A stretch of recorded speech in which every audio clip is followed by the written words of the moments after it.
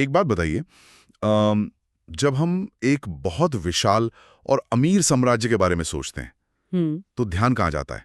सीधा वहां के राजा पर, है ना? हाँ बिल्कुल, राजा पी जाएगा ध्यान। लेकिन देखिए, उस राजा के पास एक बहुत बड़ा विजन होता है, एक अल्टीमेट गोल होता है। पर क्या वो राजा खुद अपनी गद्दी से उठकर सड़कें बनवाने जाता है, या फिर खुद बाजार में जाकर टैक्स वसूलता है? नहीं, ऐसा तो नहीं होता। एग्जैक्टली वो अपना ये सारा काम, अपनी सारी पॉलिसीज और नीतियां अपने सबसे काबिल, सबसे ताकतवर और सबसे भरोसेमंद मंत्री के जरिए लागू करवाता है। ये बहुत ही सटीक एनालॉजी है। और आज की इस गहराई से चर्चा में हम एस.एन. पांडे जी के नोट्स के आधार पर जेमिनी ज्योतिष के एक ऐसे ही कॉन्सेप्ट को डिकोड करने वाले हैं। एक ऐसा सिद्धांत जो बताता है कि किसी भी इंसान की जन्म कुंडली में भी ठीक ऐसा ही एक मंत्री बैठा होता है। सही कहा। और इस मंत्री को ही अमत्य कारका कहा जाता है। हाँ, अमत्य कारका। और आज हमारा मेन मिशन यही है कि हम समझें कि कैसे ये एक अकेला ग्रह किसी भी व्यक्ति के बैंक बैलेंस, उसके करियर की ऊंचाइयों और उसके पूरे जीवन की दिशा को पर्दे के पीछे से कंट्रोल करता है। तो ये टेक्निकली काम कैसे करता है? तो अगर हम इस विषय की थोड़ी टेक्निकल गहराई में जाएं, तो देखिए, जेमिनी ज्योतिष का पूरा ढांचा ग्रहों की डिग्रीज यानी उनके अंश पर टिका होता है। ओके, डिग्रीज पर। हाँ, तो किसी कुंडली में जिस ग्रह के अंश सबसे ज्यादा होते हैं, मान लीजिए कोई ग्रह 28 या 29 डिग्री पर है, तो वो आत्मकारका कहलाता है। मतलब वो राजा हो गया, उस जीवन रूपी साम्राज्य का राजा। एकदम सही, वो राजा है। और जिस ग्रह के अंश उस आत्मकारका के ठीक बाद आते हैं, यानी डिग्री के हिसाब से जो दूसरे नंबर पर होता है, वही अमत्य कारका होता है। अच्छा, मतलब सेकंड हाईएस्ट डिग्री वाला गृह मंत्री बन गया। बिल्कुल। अमात्य शब्द का मतलब ही मंत्री या मुख्य सलाहकार होता है। अब देखिए, राजा केवल इच्छा करता है, पर उस इच्छा को फिजिकल रियलिटी में, भौतिक दुनिया में बदलने का सारा काम इस मंत्री का ही होता है। तो इसका मतलब ये हुआ कि रियल वर्ल्ड में ये ग्रह सिर्फ ये तय नहीं करता कि कोई इंसान सुबह उठकर ऑफिस जाएगा या अपना बिजनेस करेगा। नहीं, ये उससे कहीं ज्यादा बड़ा है। ये उस व्यक्ति की पूरी फाइनेंशियल डेस्टिनी, उसकी वेल्थ क्रिएट करने की कैपेसिटी और सोसाइटी में उसके स्टेटस का पूरा ब्लूप्रिंट तैयार करता है। ये बहुत ही फैसिनेटिंग है। मतलब हम लोग अक्सर करियर को बस एक डिग्री या एक जॉब टाइटल के तौर पर देखते हैं, लेकिन असल में ये एक पूरी सिस्टम है जिसे कोई और चला रहा है। हाँ, बिल्कुल वैसा ही है। पर पंडित जी के नोट्स में लिखा है कि ये अमात्य कारका मुख्य रूप से 4 चीजों को कंट्रोल करता है: करियर, वेल्थ, गाइडेंस यानी निर्णय लेने की क्षमता, और सोशल स्टेटस। 4 स्तंभ हैं ये। लेकिन यहां मुझे एक चीज थोड़ी खटक रही है।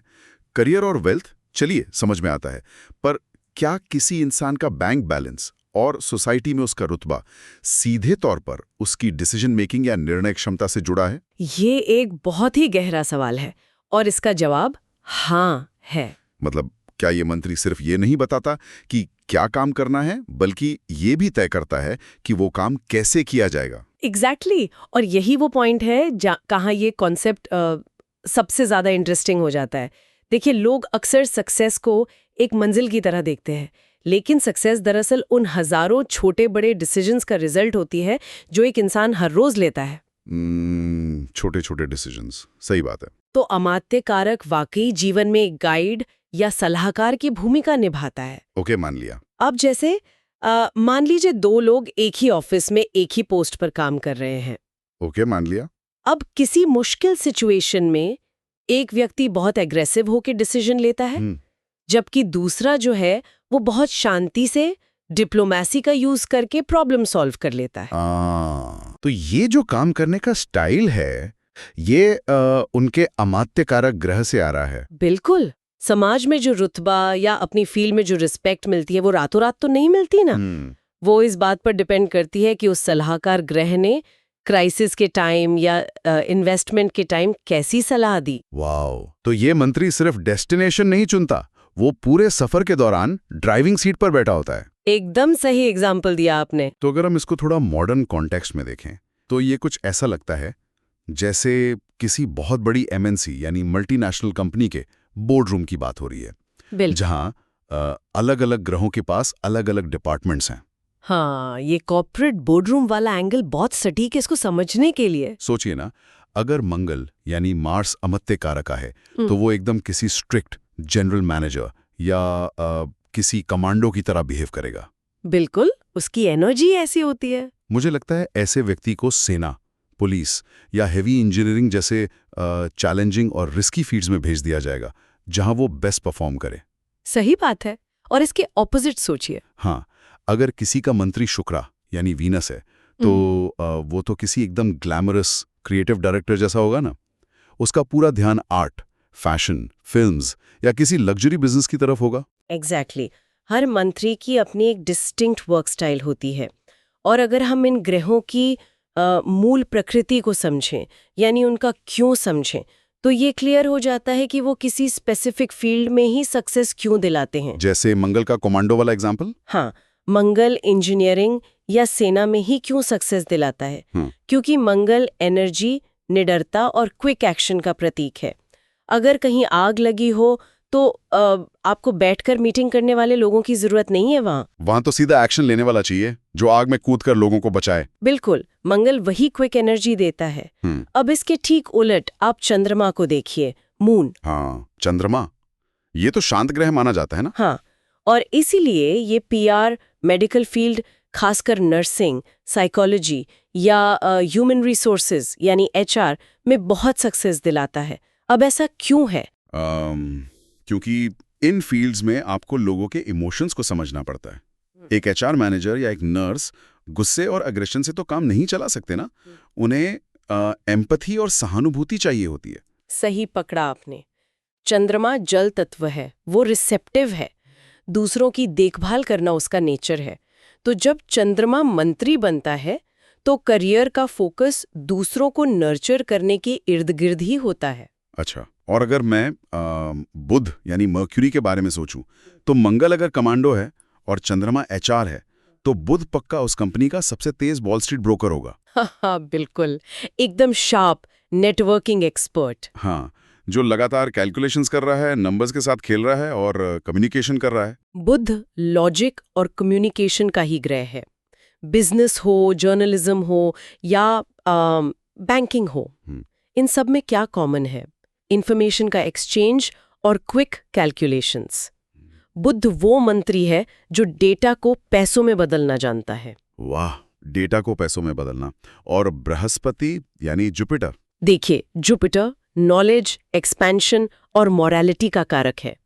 तो जब बृहस्पति मंत्री की कुर्सी पर होता है तो व्यक्ति समाज में एक नेचुरली गाइड बन जाता है। मतलब टीचर या कंसल्टेंट टाइप। हाँ, excellent teachers, senior advisors, lawyers, जजेस या स्पिरिचुअल गुरुज। इन लोगों का प्राइमरी एम सिर्फ प्रॉफिट कमाना नहीं होता, ये सोसाइटी को एक दिशा देना चाहते हैं। लेकिन इस सब में शनि यानी सैटर्न का क्या रोल होगा? ज्योतिष में तो शनि को सबसे स्लो और स्ट्रिक्ट ग्रह मानते हैं। शनि डिसिप्लिन, जस्टिस और बहुत लंबे पेशेंस का प्रतीक है। अगर आज के टाइम में देखें तो Shani judiciary, heavy machinery, agriculture या आईटी इंफ्रास्ट्रक्चर जैसे फील्ड्स में ट्रिमेंडस सक्सेस देता है। एग्रीकल्चर और आईटी इंफ्रास्ट्रक्चर, ये दोनों तो बहुत अलग हैं। अलग है, पर इनमें कॉमन फैक्टर है। इन फील्ड्स में आप आज प्लांट लगाते हैं या इंफ्रास्ट्रक्चर बनाते हैं और उसका रिटर्न सालों बाद मिलता है। शनि का मंत्री कभी रातों रात अमीर बनने की स्कीम नहीं देता। ओह, मतलब कोई क्विक शॉर्टकट नहीं। बिल्कुल नहीं, वो पसीना बहाने और एक सॉलिड फाउंडेशन बनाने की डिमांड करता है। जिनका मंत्री शनि होता है वो लंबी रेस के घोड़े होते हैं। वो कंटिन्यूसली काम करते हैं और ऐसे एम्पायर बनाते हैं जो जेनरेशंस तक चलते हैं। क्या बात है। और सूर्य का क्या? सूर्य तो किंग होता है ना। हाँ, सूर्य अथॉरिटी, गवर्नमेंट और पॉलिटिक्स का कारक है। जिसका अमत्य कारक का सूर्य हो वो बाय बर्थ लीडरशिप के लिए या सीधा सीईओ बनने के लिए पैदा हुआ है। ये तो सच में ऐसा लग रहा है जैसे हर इंसान के दिमाग में एक अलग टाइप का सॉफ्टवेयर या एक अलग मंत्री इंस्टॉल किया हुआ है और वो उसी दिशा में सोचने पर मजबूर कर रहा है। सही कहा, वो पूरा प्रोग्राम वही से रन हो रहा है। लेकिन देखिए, इस नोट्स में इस थ्योरी का एक और बहुत बड़ा पहलू है। ये मंत्री सिर्फ ये तय नहीं करता कि वो कौन है, बल्कि ये भी देखता है कि वो बैठा कहाँ है। हाँ, यानी कुंडली के 12 भावों में से किस हाउस में वो प्लेस्ड है, ये बहुत क्रूशियल है। तो चलिए इस जर्नी को थोड़ा डिवाइड करते हैं। पहले बात करते हैं व्यक्ति की खुद की फाउंडेशन और स्ट्रगल की, यानी पहले भाव से लेकर छठे भाव तक का सफर। ये लॉजिकल अप्रोच है। तो पहला भाव यानी लग्ना से शुरू करते हैं। पहला भाव सेल्फ का होता है। ओके, खुद का भाव। हाँ, जब अमात्य कारक यहाँ बैठता है तो इसका सिंपल मतलब है कि ये मंत्री किसी के अंदर काम नहीं कर सकता। ऐसे लोग इंडिपेंडेंट सोचते हैं, वो खुद के बॉस बनना चाहते हैं, उनको ऑर्डर्स लेना पसंद नहीं होता। समझ गया। और दूसरा भाव तो वेल्थ और फैमिली का होता है ना, तो यहाँ मंत्री पक्का उन्हें किसी फैमिली बिजनेस की तरफ धकेलता होगा। बिल्कुल सही गेस किया। दूसरा भाव पैसा जमा करने का, फैमिली का और वाणी यानी स्पीच का होता है। तो यहाँ करियर सीधे तौर पर फाइनेंस, वेल्थ मैनेजमेंट या फिर एंसेस्ट्रल बिजनेस को आगे बढ़ाने से जुड़ जाता है। और क्योंकि अपने स्पीच की बात की, तो शायद ऐसे लोग अपनी आवाज से भी कमाते हैं। एकदम, वो बहुत इन्फ्लुएंशियल स्पीकर्स हो सकते हैं, सक्सेसफुल सिंगर्स या मोटिवेशनल स्पीकर्स बन सकते हैं। क्या बात है। और तीसरा भाव? तीसरा भाव पराक्रम, करेज और कम्युनिकेशन का है। ये बाउंड्रीज को तोड़ने का भाव है। इसीलिए यहाँ मंत्री होने पर लोग मीडिया, मास कम्युनिकेशन, सेल्स या ऐसी आईटी फील्ड्स में जाते हैं जहाँ उन्हें लगातार नए लोगों से नेटवर्क करना हो। मतलब अपनी खुद की मेहनत और नेटवर्किंग से सक्सेस मिलती है उन्हें। हाँ, और इन्हें ट्रैवलिंग भी बहुत पसंद होती है। ओके, अब आते हैं चौथे और पांचवें भाव पर। देखिए, जहां तक मुझे समझ आ रहा है, चौथा भाव मासेस यानी जनता का, प्रॉपर्टी का और घर की शांति का होता है। सही जा रहे हैं आप। तो इसका मतलब ये हुआ कि अगर मंत्री यहाँ हैं तो रियल एस्टेट या ऐसे बिजनेसेस जो सीधा घर से चलाए जाएं, वो बहुत सक्सेसफुल रहेंगे। आज के ज़माने में तो ये वर्क फ्रॉम होम वाला कॉन्सेप्ट लगता है पूरा।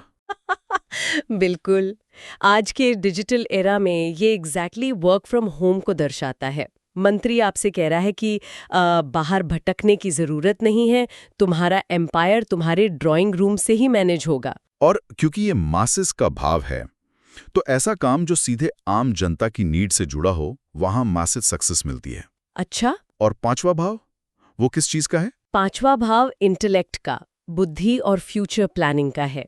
यहाँ stock market investments, education sector या स्ट्रेटेजिक कंसल्टिंग का काम बहुत चलता है, क्योंकि यहाँ क्विक इंटेलेक्चुअल डिसीजंस लेने होते हैं। लेकिन यहाँ मैं छठे भाव पर आकर थोड़ा रुकना चाहूंगा। छठे भाव में हमेशा कंफ्यूजन होता है। हाँ, क्योंकि देखिए, छठे भाव को तो हमेशा से जॉब, रोग यानी बीमारियां और दुश्मनों का भाव माना गया है ना। तो क्या यहाँ इस मंत्री का होना एक तरह का बैड लक नहीं है? ये बहुत नेचुरल डाउट है कि बस दुश्मनों और बीमारियों से ही लड़ता रहेगा।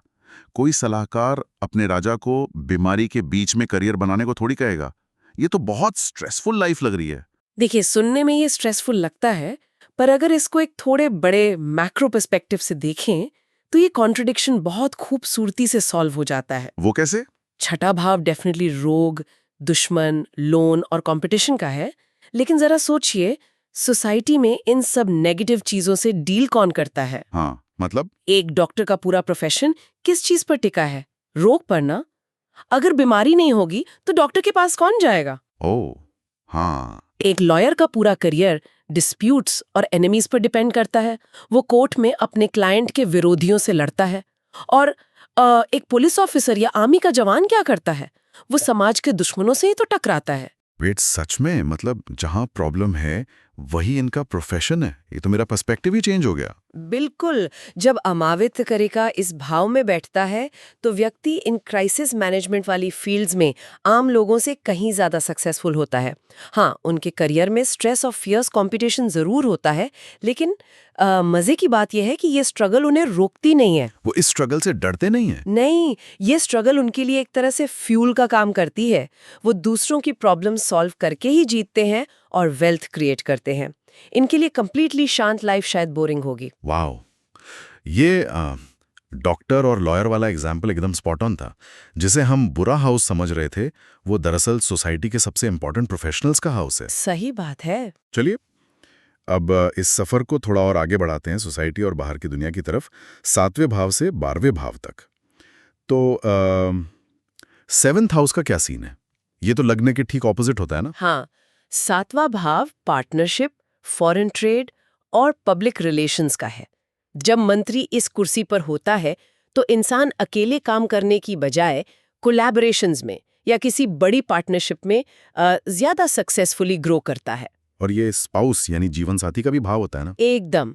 और इसीलिए कई बार देखा गया है कि ऐसे लोगों के करियर में उनके लाइफ पार्टनर का आना एक मेजर टर्निंग पॉइंट होता है। इंटरेस्टिंग। और नाइन्थ हाउस? नवां भाव लक, रिलीजन, हायर एजुकेशन और लंबी यात्राओं को दर्शाता है। यहाँ मंत्री व्यक्ति को अपने ज्ञान और बिलीव्स के दम पर पैसा कमाने को कहता है। अक्सर ये लोग अपने बर्थ प्लेस से बहुत दूर फॉरेन ट्रैवल करके बड़ी कामयाबी पाते हैं। और इसके बाद आता है 10वां भाव, जिसे एस्ट्रोलॉजी में सबसे पावरफुल हाउस मानते हैं करियर के लिए। हाँ, 10th हाउस कर्मा का, एक्शन का भाव है। जब अमात्य कारक यहाँ होता है तो इसको सबसे स्ट्रॉन्गेस्ट पोजीशन माना जाता है। मतलब यहाँ सक्सेस गारंटीड है। देखिए, ऐसे व्यक्ति को सोसाइटी में बहुत फेम और रिस्पेक्ट मिलती है। गवर्नमेंट जॉब, पॉलिटिक्स, किसी टॉप लेवल के एडमिनिस्ट्रेटिव पोस्ट या अपनी इंडस्ट्री का बिगेस्ट लीडर बनना, ये सब 10th हाउस में बैठे मंत्री का ही कमाल है। और 11वां भाव, 11th हाउस? ये सीधा सीधा प्रॉफिट्स और विश फुलफिलमेंट का भाव है। अगर इसको हम आज के कॉन्टेक्स्ट में देखें तो ये मैसिव कॉर्पोरेट नेटवर्क्स, बड़े भाई बहनों का सपोर्ट और मल्टीपल सोर्सेज ऑफ इनकम को दर्शाता है। ओह, मतलब पैसे आने के कई रास्ते। हाँ, यहाँ मंत्री का एक ही टारगेट होता है, बड़े लेवल पर गेन्स बनाना और बहुत इन्फ्लुएंशियल लोगों के साथ अपना नेटवर्क स्ट्रॉन्ग करना। 10वां और 11वां भाव सुनने में तो बहुत ही शानदार लग रहे हैं, लेकिन अब मुझे ना चाहते हुए भी उन दो भावों पर आना पड़ेगा जो आमतौर पर थोड़े डरावने लगते हैं। आप 8वें और 12वें भाव की बात कर रहे हैं ना? 8th और 12th हाउस। देखिए, जब हम इन भावों के बारे में बेसिक चीजें पढ़ते हैं तो 8वें भाव में सडन चेंजेस, सीक्रेटिव थिंग्स या यहाँ तक कि डेथ जैसे वर्ड्स आते हैं। और 12वें भाव का तो सीधा लिंक हॉस्पिटल, जेल और लॉस या खर्चों से बताया जाता है। अब जरा सोचिए, अगर किसी का सबसे इंपॉर्टेंट मंत्री, उसका करियर चलाने वाला ग्रह इन अंधेरे या छिपे हुए हाउसेज में चला जाए तो क्या उस इंसान का करियर तबाह नहीं हो जाएगा? ये डर लोगों में बहुत कॉमन है। मतलब किसी के करियर प्रेडिक्शन में जेल या सडन लॉस सुनना किसी नाइटमेयर जैसा है ना? हाँ, बिल्कुल। पर दिक्कत ये है कि हम लोग ट्रेडिशनल ज्योतिष के इन शब्दों को बहुत ही सरफेस लेवल पर ले लेते हैं।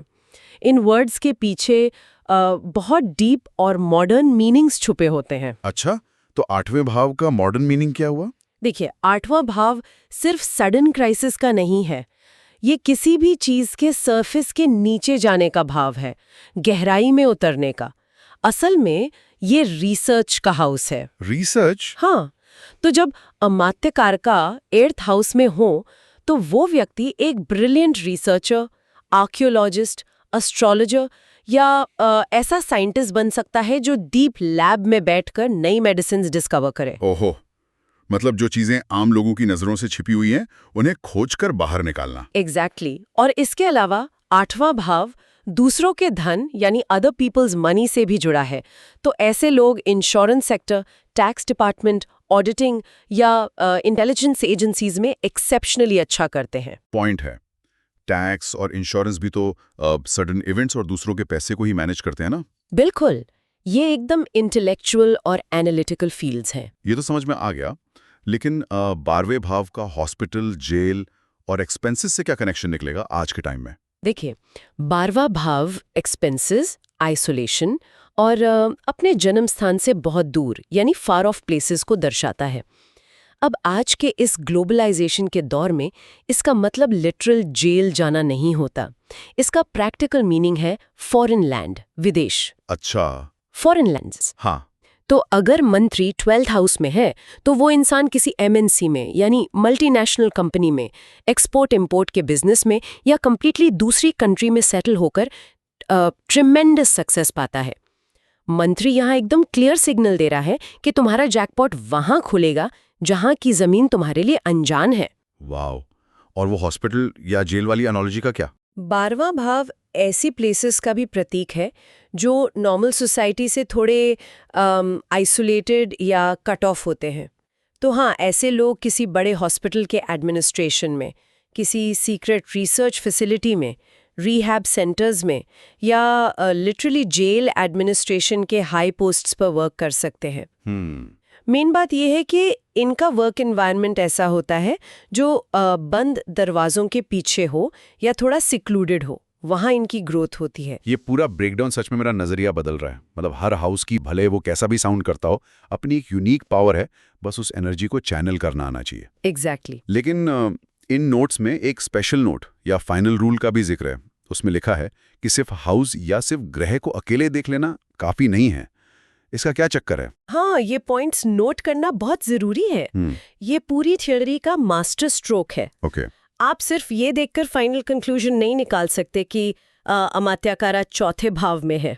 ओके, तो और क्या देखना होता है? हमको ये भी कंसिडर करना पड़ता है कि वो ग्रह कुंडली में किन दूसरे ग्रहों के साथ बैठा है, जिसे हम युक्ति या कंजंक्शन कहते हैं, या फिर किन ग्रहों की उस पर नजर है, यानी दृष्टि पड़ रही है। क्या आप इसका एक छोटा सा एग्जाम्पल दे सकते हैं? हाँ बिल्कुल।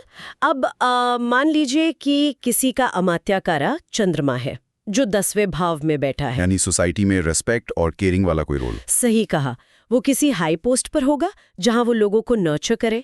पर अब सोचिए कि उस चंद्रमा के ठीक साथ आके मंगल भी बैठ जाए। ओहो, चंद्रमा और मंगल एक साथ, केयरिंग मून के साथ एग्रेसिव मास। एग्जैक्टली। तो अब वो केयरिंग नेचर में एक कमांडर जैसी आक्रामकता आ जाएगी। तो इसका रिजल्ट क्या होगा करियर में? तब शायद वो इंसान एक नॉर्मल नर्स बनने की बजाय एक टॉप लेवल का सर्जन बन जाए जो हर दिन ब्लड और इमरजेंसी से डील करता हो, या फिर वो किसी बड़े हॉस्पिटल का एकदम स्ट्रिक्ट एडमिनिस्ट्रेटर बन जाए। वाह, मतलब कंजंक्शन आते ही फ्लेवर एकदम चेंज हो गया। बिल्कुल। हर साथ बैठा ग्रह इस मंत्री के दिमाग में एक नया इनपुट, एक नया फ्लेवर ऐड कर देता है। इसीलिए एस्ट्रोलॉजी कोई सिंपल फॉर्मूला नहीं है। ये एक हाईली कॉम्प्लेक्स और कंप्लीटली कस्टमाइज्ड ब्लूप्रिंट होता है। तो अगर हम इस पूरी गहराई से चर्चा को एक साथ समेटें तो बात सिर्फ इतनी सी है कि अमात्यकारका आसमान में तैरता हुआ बस कोई पत्थर या ग्रह नहीं है। ये एक जिंदा डायनामिक मैप है। हाँ, एकदम सही बात। ये मैप जो बताता है कि किसी भी इंसान की कोर स्ट्रेंथ और टैलेंट किस एग्जैक्ट एनवायरनमेंट में चमकेगा।